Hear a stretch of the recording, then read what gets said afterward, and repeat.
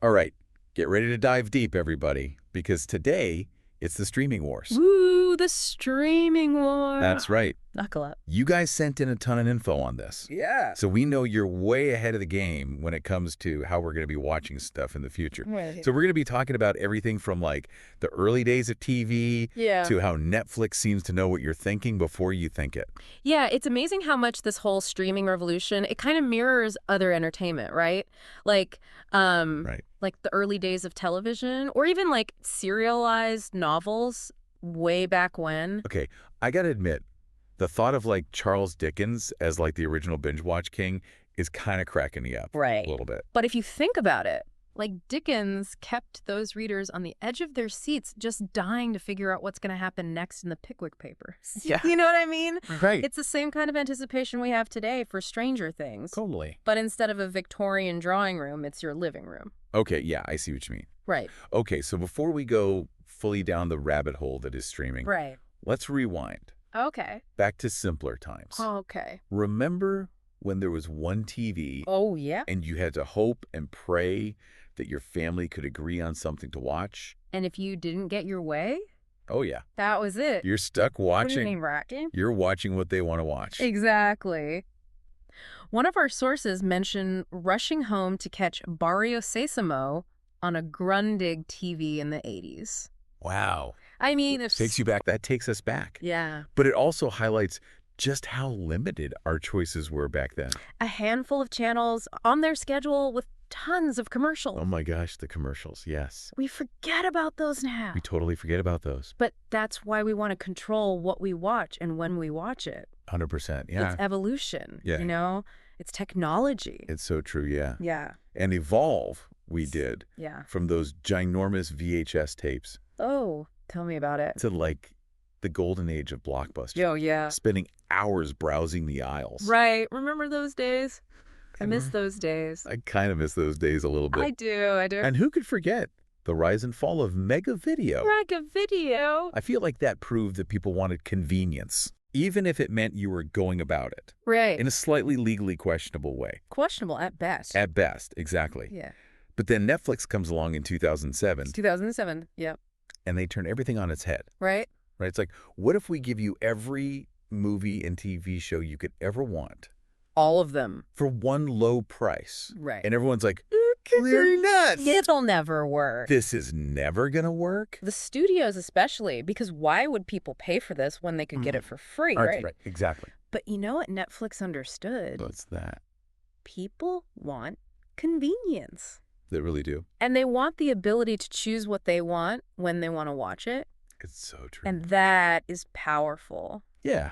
That's powerful. It's crazy to think how Netflix went from literally mailing out DVDs I know, right? Wild. to basically being like the king of Hollywood. Right. But they weren't always about producing their own movies and TV shows, were they? No, not at all. Right. The studios, they didn't get it. No. They didn't understand streaming at all. Right. So Netflix, they were smart. Yeah. They swooped right in. Yeah. They said, we'll take all that stuff you don't think is worth anything. Give us your scraps. All those leftovers, yeah, we'll take them. Yeah. Smart move. So smart.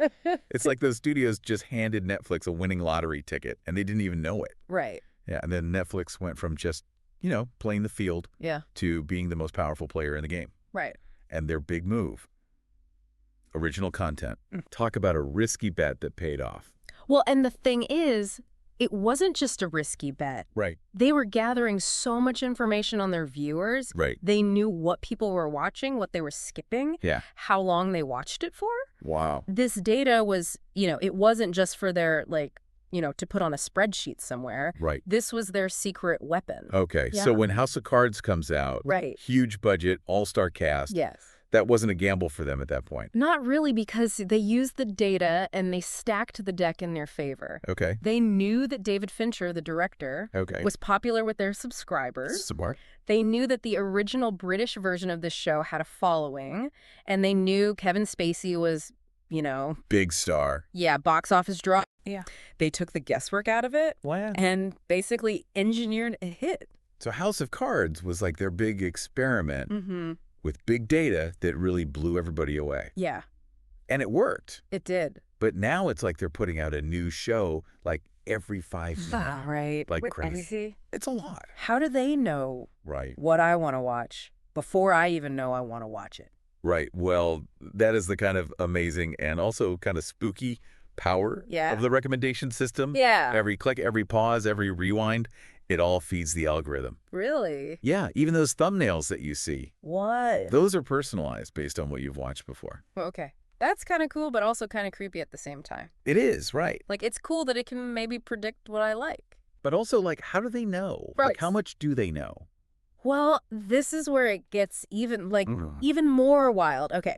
So they employ these people called taggers. Okay. And these are actual people. Real people. Real humans. Okay. Who watch this content and then label it. Okay. With thousands of these microgenres. We're talking, like atmospheric thrillers and quirky romances and documentaries that'll make you question everything. So it's not like some robot overlord somewhere that's just like deciding what I'm going to watch. No. Real people are involved here. There's a human element to this. Yeah, absolutely. Yeah. It's like this really fascinating blend of human insight and then this, algorithmic power. Yeah. So they analyze what you've watched, they pinpoint the microgenres you're into, and boom, recommendations just for you. Wow. Yeah, they're like playing matchmaker. I like. Between you and your next TV obsession. Okay, that's pretty smart. Right. But it also makes me wonder, like, are we getting stuck in a bubble of our own taste? That's the big question, right? Yeah, I mean, if I'm only seeing things that, like, I've already watched, or things that are very similar. Right, are you missing out on something? Yeah, am I missing out on something awesome that I don't even know exists? Right, and it's a double-edged sword, right? Because on the one hand, these recommendations cut through the noise. Right. And can help you find stuff you'll probably really like. Right, yeah.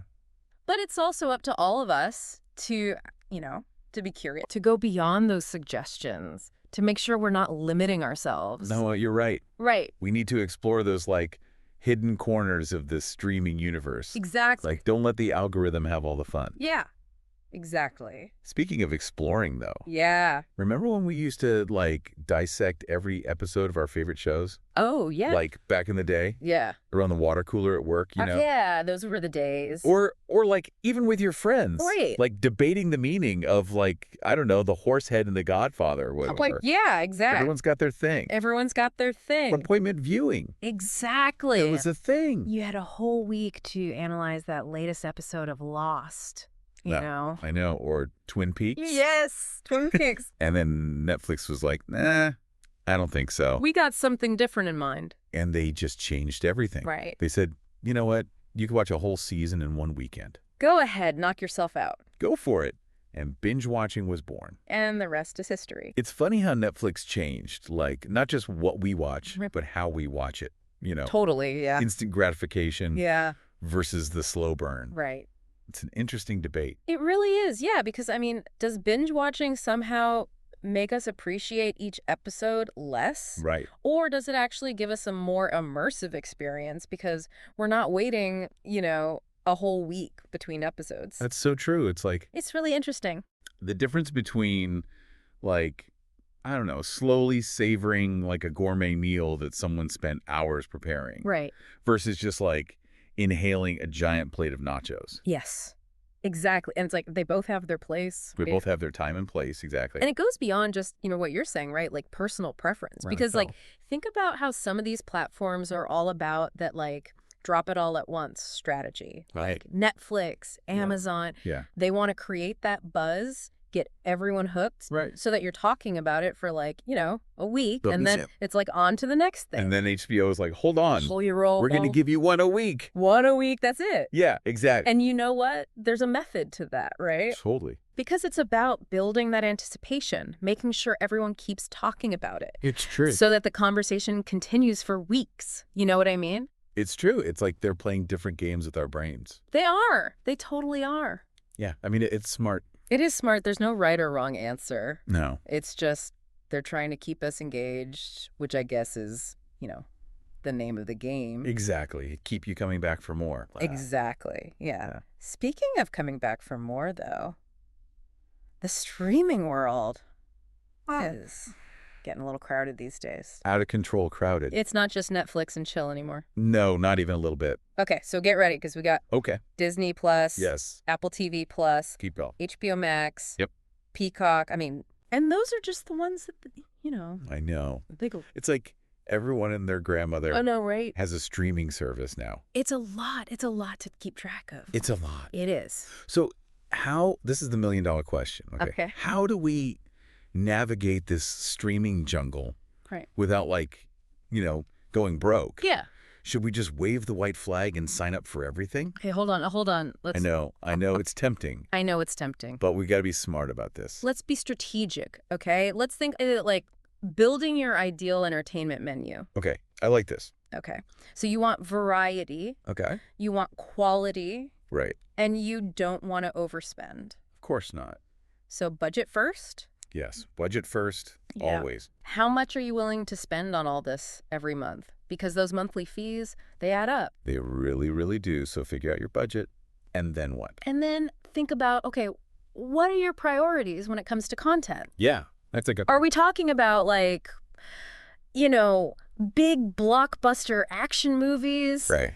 Are we talking, like, prestige TV dramas? Right. Reality TV marathons? I don't judge. Okay. No judgment here. We all have our thing. And this is where those personalized recommendations maybe come into play a little bit. I can be helpful, right? Yeah. Give you a sense of what you gravitate towards. Exactly. But don't just rely on those. Right. Think about what you've loved in the past, what you're looking forward to. Yeah, what are you craving? What are you craving? And don't be afraid to branch out and try something totally new. It's like that thing, like, don't be afraid to get lost. Because that's how you find those little hidden gems. 100%. Or in this case, awesome new shows. Exactly. So you kind of know your viewing style, you got your budget set. Yep. What's next? How do we narrow it down? Then you start comparing those content libraries. Okay. See what each platform is known for. Okay. Do they have the rights to, your favorite classic shows? Are they investing in new original content that sounds interesting to you? That's a good point. Because some of them are all about the classics and some are like, we only do new stuff. Exactly. Okay, so we're looking at content, but also, and don't forget the logistics. Oh, this is important. How many screens can we watch on at the same time? This is huge if you're sharing with, family or roommates, right? Oh my gosh. Roommate streaming wars are a whole other thing. Oh, tell me about it. That's a whole other deep dive right there. Seriously, yeah. Offline viewing. These are the things that can really make or break your decision. Oh, 100%. Yep. Oh, and pro tip. Okay. Use those free trials. Yes. Use them strategically. They're your friend. They are your friend. Test it out before you commit to that monthly, subscription. Exactly. You got it. Okay, this is good. This is good advice. And look, it's always changing. It's true. New services are going to pop up. Yeah. Some are going to merge. Some are going to, disappear completely. It's true. It's the circle of life. It is. But the thing is, you have the power. We do. You're in control of your own entertainment destiny here. I love that. So don't be afraid to reevaluate what you're doing every couple of months. Exactly. See if it's still working for you. Exactly. Read the reviews, stay informed, and you'll be good to go. Exactly. Sounds good. So as we wrap up this deep dive on the streaming wars, yes, it's your viewing journey. Personalize it. You got it. Don't be afraid to experiment, try new things, explore, see what else is out there. Exactly. And who knows, maybe in 5 years, 10 years. Oh, who knows what the future holds. We'll be having a whole different conversation about how we watch stuff. A whole other deep dive, right? A whole other deep dive, exactly. I love it. All right, well, until then, happy streaming, everybody. Happy streaming.